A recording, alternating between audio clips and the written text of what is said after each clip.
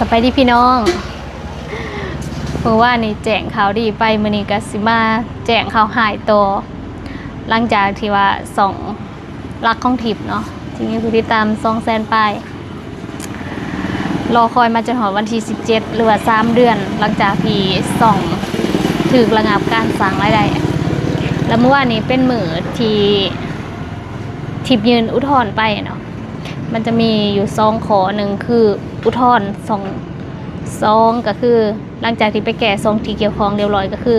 สมัครเข้าร่วมโปรแกรมการสร้างรายได้อีกเทื่อนึงที่นี่ทิพย์ก็กดไปสมัครไปเนาะที่ระบบบอกว่าจะส่งเมลมาบอกภายใน30มื้อที่นี่ก็ถ้าตอนแรกพอดีเห็นส่งมาก็คิดว่าสิเป็นข่าวดีพี่น้องแต่ว่าบ่แม่นอีเมลส่งมาบอกว่าทิพย์ยังบ่สามารถเข้าร่วมการสร้างรายได้ได้เนื่องจาก2ที่เกี่ยวข้องยังบ่ได้ถือแก้ไขอยู่ซั่นแล้วทิพย์ก็เลยแบบอ้าวบ่ถือแก้ไขจังได๋2ที่ทิพย์กำลังลงคลิปอยู่ในตอนนี้เป็น2ที่เกี่ยวข้องเพราะว่าเมลของ2นี้นะทิพย์เคยแอดเข้าไปใน2ทิพย์ฉะนั้นมันก็จะมีแต่2นี้แหละที่เกี่ยวข้องกับ2ทิพย์โดยตรงค่ะนะฉะนั้นแล้วมันก็บ่มี2อื่น2ใดอีกที่จะมาเกี่ยวข้องกับ2ทิปซาวลาวทิปแชนแนลนะพี่น้องแต่ว่าเมลเขาส่งมาบอกอย่างสันเนาะแล้วที่นี่ทิปก็เลยยังบ่ละความพยายามได้พี่น้องที่นี่มันก็มีอีกข้อนึงเนาะข้อ2ค่ะคือว่าถ้าแก้2ที่เกี่ยวข้องแล้วก็คือสามารถสมัครได้แม่นบ่สมัครไปเมื่อวานบ่ผ่านแล้วมันมีอีกข้อนึงเขาบอกว่าเฮ็ดวิดีโอยืนอุทธรณ์ใหม่ที่นี่ทิปก็เฮ็ดวิดีโอเห็นเมลส่งมาประมาณ7 โมง 8 โมงแรงวันนี้ก็มานางอัดคลิปจนหอดคลิปเวลาสั้นๆนึงนะบ่เกิน5 นาทีแต่อัดจนหอดเกือบเที่ยงคืน แปลว่าแบบบ่อยากเว้ามันผิดบ่เว้าให้เก้อกะอยากเว้ารวดเดียวจบเนาะแต่ว่ามันก็บ่ได้ขนาดนั้นเนาะพี่น้องก็ตัดต่อแน่แต่ว่าเล็กน้อยทีนี้ก็พยายามใส่เนื้อในใจความให้มันกระทัดรัดที่สุดเนาะในการส่งไปที่นี่เขาบอกว่าให้อัดวิดีโอเขาก็สิแนะนำได้ว่าช่วงนี้ให้แนะนำเกี่ยวกับURL นั่นนี่ต่อมาให้เว้ากับอันนี้ก็เฮ็ดตั้งเขาเว้านะที่นี่ก็อัพลงพออัพลงแล้วเขาบอกว่าให้เปิดเป็นแบบไม่เป็นสาธารณะนะคือเฮาแชร์ลิงก์ให้คนใดคนนั้นจึงสามารถเบิ่งได้เนาะที่นี่ก็เอาลงไปแล้วก็เฮ็ดแบบนั้นแหละพี่น้องแล้วก็เขาให้ก๊อปลิงก์วิดีโอตัวนั้นนะไปว่างไว้ในบอนที่เขาให้ใส่วิดีโอยืนอุทธรณ์นะเขาจะให้ใส่ URL ที่นี่ก็ใส่ไปกดส่งไปได้ปะนี่เวลาเขาเอาวิดีโอไปแปะลงเขาต้องกดส่งให้เขาส่งลงระบบเป็นบ่ล่ะแต่ที่นี่เอาวิดีโอมาแปะเอาลิงก์วิดีโอมาแปะแล้วก็คือสรุปว่าส่งบ่ได้ที่นี่ทิพย์ก็เลยแบบคันว่าเขาให้ยืนอุทธรณ์ได้แต่เป็นยัง URL นี่เขาบอกว่ามันบ่ถูกต้องนะมีแต่บอกว่า URL บ่ถูกต้องทั้งที่มันถูกต้องแล้วทิปเข้าไปวิดีโอแล้วทิปก็กดแช่แล้วมันสิมีปุ่มขึ้นมาว่าก๊อปลิงก์นะก็ก๊อปลิงก์อยู่หั่นว่าแปะใส่ก็บอกว่าลิงก์บ่ถูกต้องว่าซั่นซึ่งปัญหาตัวนี้นะมันเกี่ยวมา3 เดือนที่แล้วพี่น้องตอนนั้นที่2ถึงปิดสร้างรายได้มันบ่เขาก็ให้เฮ็ดวิดีโอยืนอุทธรณ์จังซี่แหละแล้วทิปก็มีปัญหาตัวแปะลิงก์URL บ่ได้หรือว่าแปะลิงก์วิดีโอลงใน2หันบ่ได้ใน2ที่เขากำหนดนะตอนนั้นนาได้ติดต่อหาทีมยูทูบเบอร์นี่แหละเขาเจ้าก็แนะนำแล้วก็ตอนนั้นรู้สึกว่าสิใช้วิดีโอได้แปะลิงก์ได้เขาซอยนะตอนนั้นหัน URL มันจะมีขีดจำมิดเนาะและที่นี้เขาให้ลบจำมิดออกแล้วมันก็แปะลิงก์ได้แต่ว่าเทื่อนี้บ่ได้เฮ็ดจังได๋ก็บ่ได้ที่นี่พอมันบ่ได้แล้วมันบ่พอมันบ่ได้แล้วที่ก็เลยบ่มีทางเลือกที่ก็เลยติดต่อหาทีมซัพพอร์ตของ YouTube ติดต่อไปคนที่1ชื่อเจนล่มกันหน่อยนึงจบไปดื้อๆเลยบ่ทันได้เขตแกะใครยังกำลังเว้าเรื่อง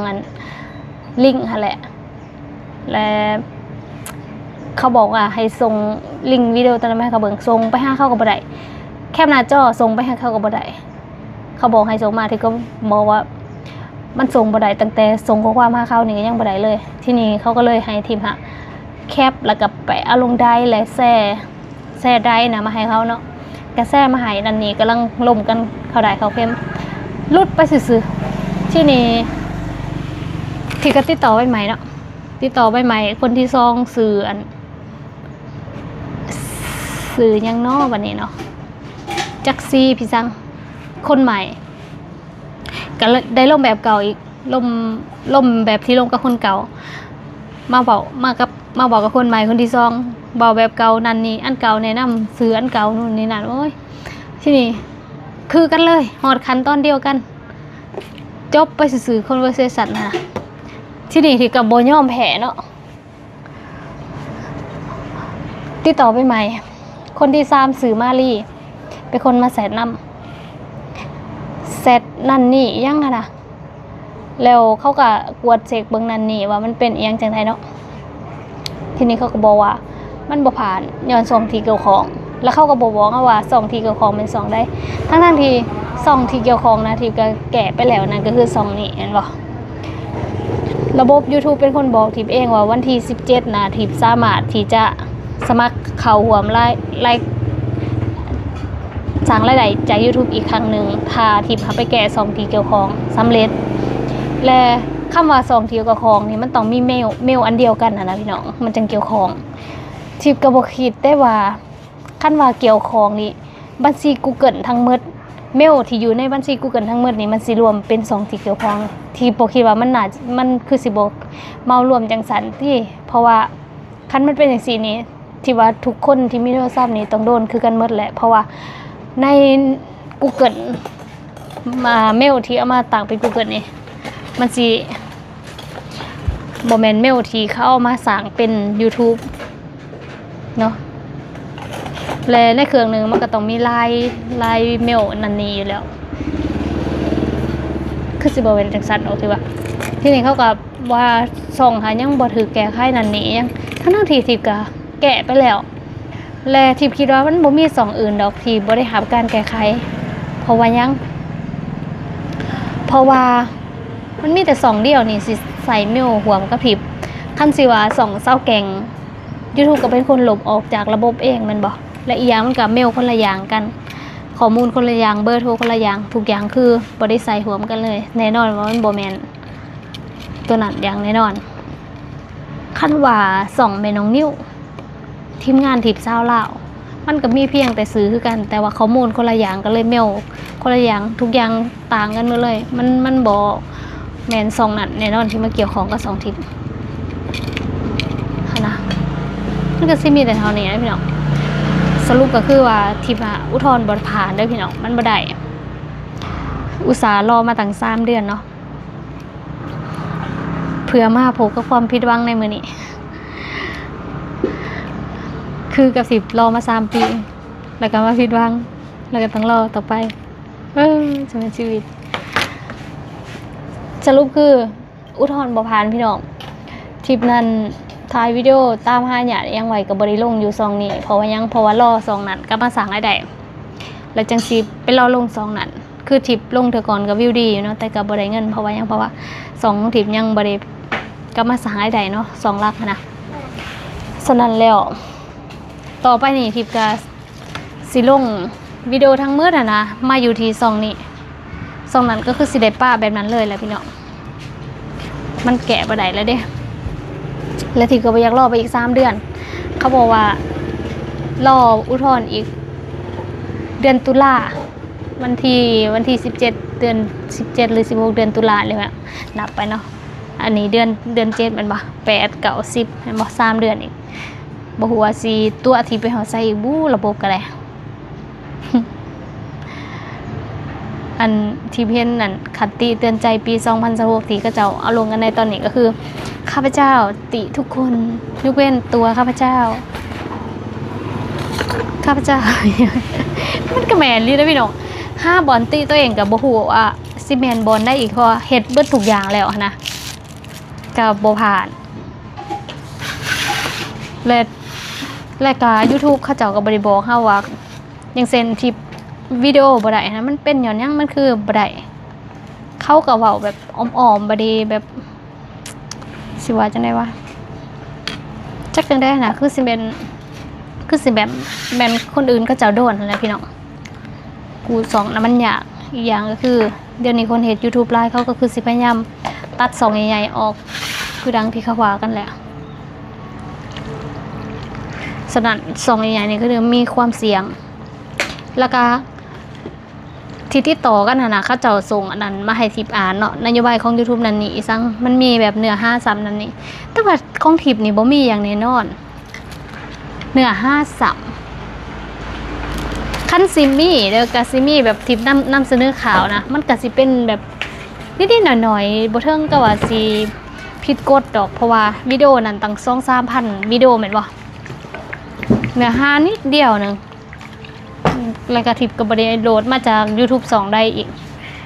ฉะนั้นแล้วมันบ่เป็นเพราะตัวนี้ปลาซอสอยู่ไหนซะหั่นน่ะคือสิบ่เป็นนำตัวนี้สรุปคือบ่ได้เด้อพี่น้องอุทธรณ์บ่ผ่านต่อไปหั่นนะทุกวิดีโอจะได้ลง2นี้แล้วก็สิเห็นทิปลงวิดีโออย่างสม่ำเสมอแล้วเพราะว่าทิปบ่ได้รอคอย2นั้นแล้วได้เอาซอสตัวนั้นมาในซ่ามันยังเต็มหั่นน่ะพี่น้องที่บริลงหันเพราะว่าบางคลิปที่เขาถ่ายนะเขาสีเตรียมไว้ลง2นั้นสินะแต่ว่าในเมื่อ2นั้นมันบ่มีความหวังแล้วก็เลยต้องมาลง2นี้แล้วเมื่อวานที่ว่าที่บ่อยากตั้งสื่อเดียวกันหั่นนะแต่ณตอนนี้เฮ็ดจังได้ให้คนมาติดตาม2นี้หลายขึ้นพี่น้องหรือว่าสิไปตั้งสื่อตัวนั้นเป็น2ตัวนี้แล้วเอาสื่อตัวนี้ไปตั้งเป็น2ตัวนั้นแหละเปลี่ยนโปรไฟล์กันดีบ่หรือจังได๋หรือเอาเป็นแบบนี้ไปเลยค่ะนะคือบอกแล้วเมื่อยโถแห้งกับ YouTube นี่ไปเฮ็ดเพจก็เฮ็ดง่ายแต่มันได้เงินน้อยแต่ว่ามันเฮ็ดง่ายและ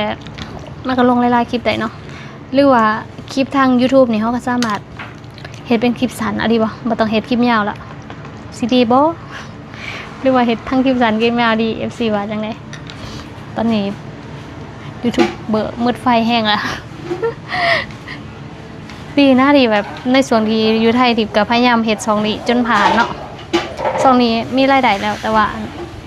วิดีโอมันยังน้อยวิวก็ต่ำมันก็เลยรายได้ยังบ่ทันได้สูงนะพี่น้องทางเพจก็พยายามลงเต็มที่แต่รู้สึกว่าเงินก็น้อยลงแห้งเลยเดี๋ยวนี้หลายอย่างก็คือวิวก็ดรอปลงหลายมามันบ่มีคลิปที่น่าสนใจเด้มันบ่มีแบบว่าประเภทนี้นั่นนี่แปลกๆช่วงนั้นหันทิปถ่ายเราปืบนั่นนี่อู้ขึ้นบางดีๆถ่ายพี่ถ่ายนั่นนี่จางยอดวิวทั้งหมดภายใน4-5 ล้านขึ้นมาเป็น22 ล้านสินะต่อมาแล้วมันก็ดรอปลงมา11 ล้านแล้วตอนนี้ดรอปลงมาฮอด3 ล้าน3 ล้านป้ายสินะ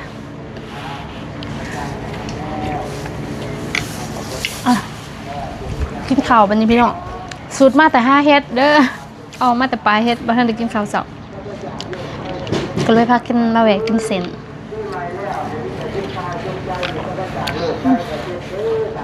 จังได๋ก็ขอบคุณพ่อแม่พี่น้อง FC ทุกคนที่เป็นกำลังใจให้ทิพย์เด้อคันว่าเว้นทิพย์ลงคลิปก็สามารถไปติดตามทางเซาแกงเมืองสนทางบ้านฝาเด้อพี่น้องเด้อข้างหลังทิพย์จะลงคลิปสั้นแล้วก็ลงถึงมือขอบคุณหลายๆเด้อขอบใจ FC สู่ทุกคนเด้อพี่น้องกินข้าวก่อนบัดนี้เจอกันใหม่ในคลิปต่อไปพี่น้องสวัสดี